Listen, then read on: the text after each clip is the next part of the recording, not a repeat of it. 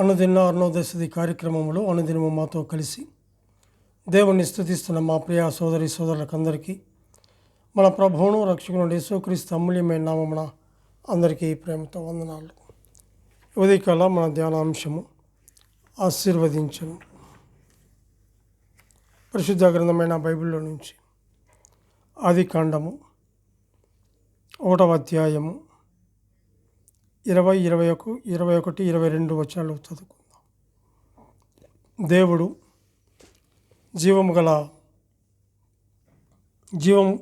కలిగి చెలించు వాటిని జలములు సమృద్ధిగా పుట్టించును గాకనియు, పక్షులు భూమిపైని ఆకాశ విశాలంలో ఎగురును గాకనియు పలికెను. దేవుడు జలములలో వాటి జాతి ప్రకారము జలములు సమృద్ధిగా పుట్టించిన మహా మత్స్యములను జీవము కలిగి చెలించు వాటన్నిటినీ దాని జాతి ప్రకారము రెక్కలు గల ప్రతి పక్షిని సృజించెను. అది మంచిదని దేవుడు చూచెను. దేవుడు మీరు ఫలించి అభివృద్ధి పొంది సముద్ర జలములలో నిండి ఉండుడనియు, పక్షులు భూమి మీద విస్తరించును కాకానియు వాటిని ఆశీర్వదించను అని చెప్పి చూస్తుంటున్నాం. ఉదయకాల వేళలో అనుదిన అరుణోదశది కార్యక్రమంలో అనుదినము మాతో కలిసి దేవుని స్తుతిస్తున్నటువంటి మా ప్రియ సోదరి సోదరులకందరికీ కూడా మన ప్రభువును రక్షకుడు యేసుక్రీస్తు అమూల్యమైన నామమున అందరికీ ప్రేమతో వందనాలు తెలుపుతుంటున్నాం. ఎందుకంటే ఉదయకాల వేళలో మనం ఈ చదువుకున్నటువంటి ఈ లేఖన భాగంలో ఈ యొక్క సన్నిధిని ఇక్కడ మనం గమనించినట్లయితే వాటి ఆ జాతుల ప్రకారము జలములు సమృద్ధి పుట్టించిన మహా మత్స్యములను జీవము కలిగి చెలించు వాటన్నిటినీ దాని జాతి ప్రకారము రెక్కలు గల ప్రతి పక్షిని సృజించను. అది మంచిదని దేవుడు చూచినట్లుగా చేసినట్లుగా చూస్తుంటున్నాం. అయితే ఇక్కడ గమనించినట్లయితే 22వ వచనంలో దేవుడు మీరు ఫలించి అభివృద్ధి పొంది సముద్ర జలములలో నిండి ఉండుడనియు, పక్షులు భూమి మీద విస్తరించునుగాక అనియు వాటిని ఆశీర్వదించను అని చెప్పేసి చూస్తుంటాం.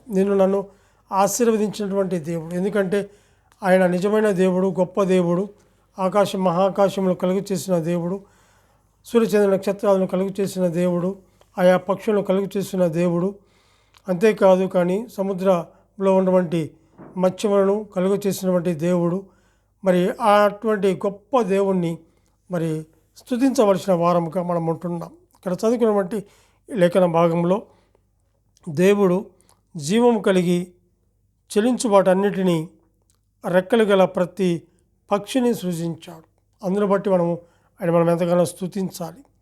22వ వచనంలో మనం గమనించినట్లయితే దేవుడు మీరు ఫలించి జలములలో నిండి ఉండుడనియు, పక్షులు భూమి మీద విస్తరించును గాకనియు వాటిని ఆశీర్వదించను అని చెప్పి చూస్తుంటున్నాం. దేవుడు ఆశీర్వదించుట అన్నది ఎన్నోసార్లు ఏ సందర్భాల్లో ఏ చోట అక్కడ మా దైవ గ్రంథంలో మనం చూస్తాం. 22వ వచనంలో ప్రాణుల విషయంలో ఆశీర్వదించాడు. 1వ అధ్యాయము 28వ వచనంలో మనం గమనించినట్లయితే 28వ వచనంలో దేవుడు వారిని ఆశీర్వదించను. ఎట్లనగా మీరు ఫలించి అభివృద్ధి పొంది విస్తరించి భూమిని నిండించి దానిని లోపరుచుకొనుడి, సముద్రపు చేపలను ఆకాశ పక్షులను భూమి మీద ప్రాకు ప్రతి జీవిని ఏలుడని దేవుడు వారితో చెప్పాను అని చెప్పి చూస్తున్నాం. ఇక్కడ గమనించినట్లయితే ఒకటి, దేవుడు తన స్వరూపమందు నరుని సృజించాడు 27వ వచనంలో. అందుని బట్టి మనం స్తుతించాలి. అంతేకాదు 28వ వచనంలో మనం గమనించినట్లయితే దేవుడు వారిని ఆశీర్వదించాడు. ఎట్లనగా మీరు ఫలించాలి, 1, 2 అభివృద్ధి పొందాలి, 3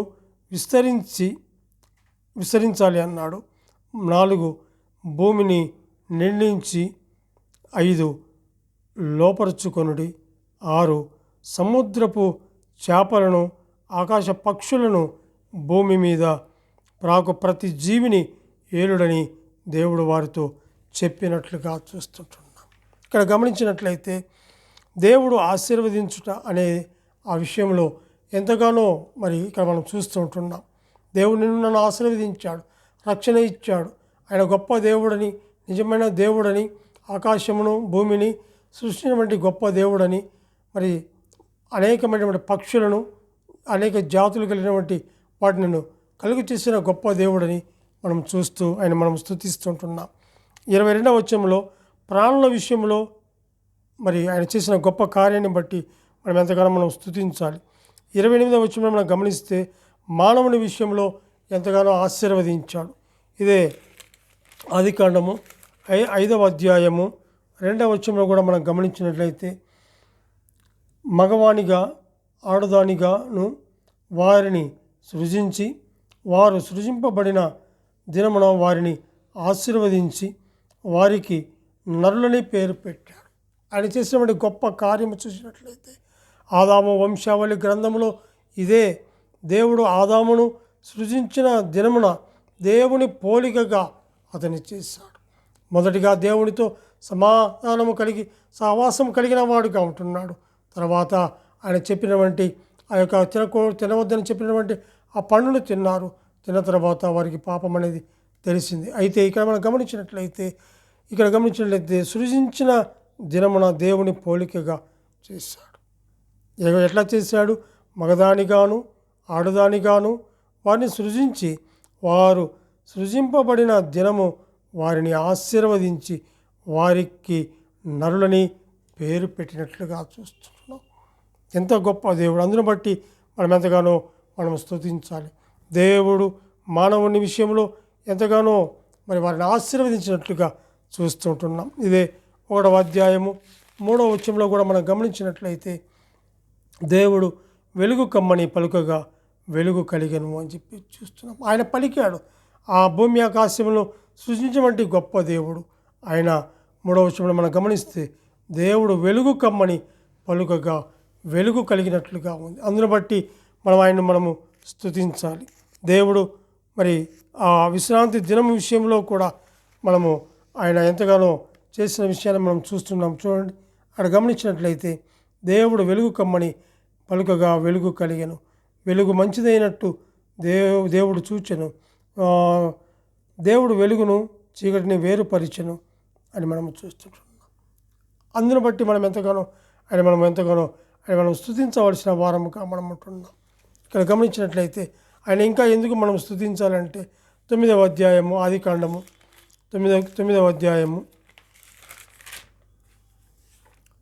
1వ వచనంలో కూడా మనం గమనించినట్లయితే దేవుడు నోవహును అతనితో కూడా ఓడలోనున్న సమస్త జంతువులను సమస్త పశువులను జ్ఞాపకం చేసుకొనెను.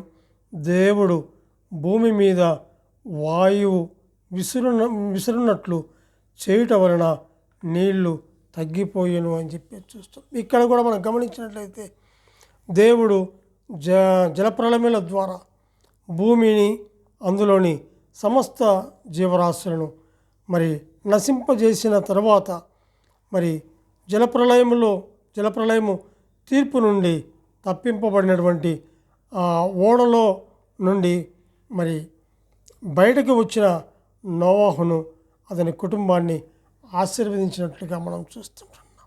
ఇదే మరి ఆదికాండము 12వ అధ్యాయంలో కూడా మనం గమనించినట్లయితే 12వ అధ్యాయంలో 1 నుంచి 3 వచనాలు, యెహోవా నీవు లేచి నీ దేశం నుండి నీ బంధువుల యొద్ద నుండి నీ తండ్రి ఇంటి నుండి బయలుదేరి నేను నీకు చూపించు దేశమునకు వెళ్ళుము.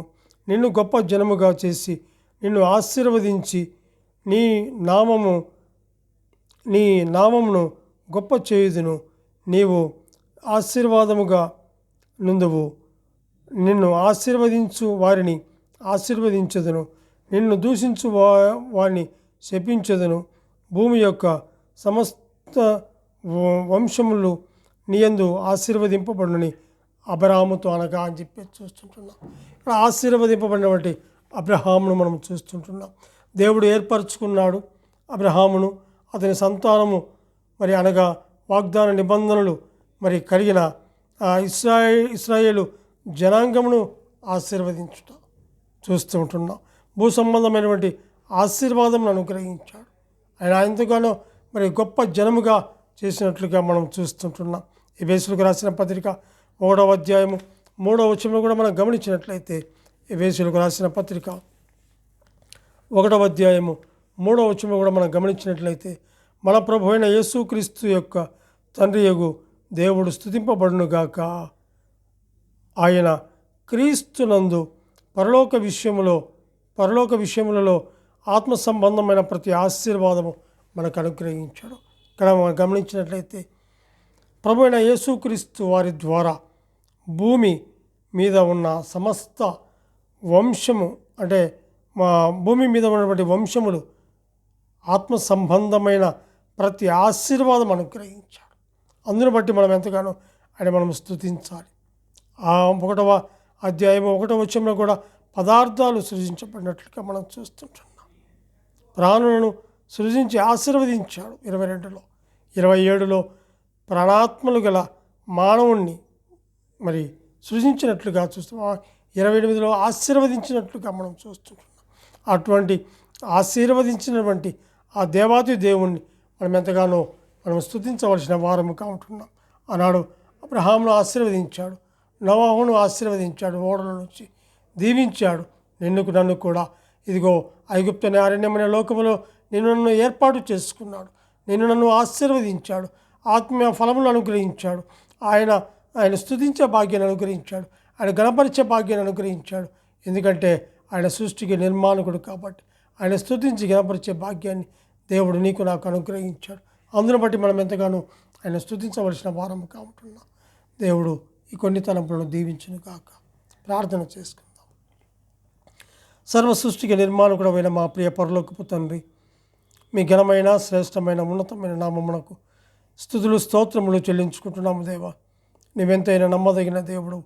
ఆయన మీరు ఆశీర్వదించిన బట్టి మమ్మల్ని ఎంతగానో ఆశీర్వదించిన దాన్ని బట్టి మేము ఎంతగానో మిమ్మల్ని స్తుతిస్తుంటున్నాం. ఈ ఉదయకాల వేళలో తండ్రి ప్రభా, నీ కృపాసనం మీదకి వచ్చి తండ్రి నీ మాటలు వినే భాగ్యాన్ని, చదివే భాగ్యాన్ని అయ్యా మీరు మాకు అనుగ్రహించేందుకు స్తోత్రాలు చెల్లించుకుంటూ మా రక్షకుడైన యేసుక్రీస్తు అమూల్యమైన నామమున స్తుతులు స్తోత్రములు చెల్లించి ప్రార్థన చేయుచున్నాము తండ్రి. ఆమెన్.